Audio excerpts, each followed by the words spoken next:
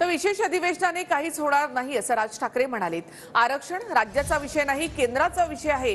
Supreme कोर्टामधला हा विषय असल्याचं राज ठाकरे म्हणाले। तांत्रिक त्रुटी दूर झाल्याशिवाय हाताला काहीच लागणार नाही असं राज ठाकरे यांनी म्हटलं आहे। तर 2 ते 3 जणांच्या हट्टापायी सरकार वेगळं आरक्षण लादतंय असं मनोज जरांगे पाटलांनी म्हटलं। 2 ते 3 जणांच्या हट्टापायी मराठा तरुणांचं आणखी वाटोळं होणार असं जरांगे पाटील यांनी म्हटलंय। एक महत्त्वाचा मुद्दा उद्याच होणार आहे, महाराष्ट्राचा आहे म्हणून विचारते की विशेष अधिवेशन बोलवलेले आरक्षणाच्या संदर्भात 2 दिवसीय आणि काही होणार नाही। हा विषय राज्याचा नाहीच आहे, हा केंद्रातला विषय आहे, सुप्रीम कोर्टातला विषय आहे। मी तुम्हाला मागच्या वेळेला सांगितलं होतं की ह्याच्यामध्ये टेक्निकल प्रॉब्लेम आहेत, ते सुटल्याशिवाय हे विषय पुढे जाणार नाहीत। हे सगळं झुलवलं जाते बरं का, यातनं हाताला काही लागणार नाही।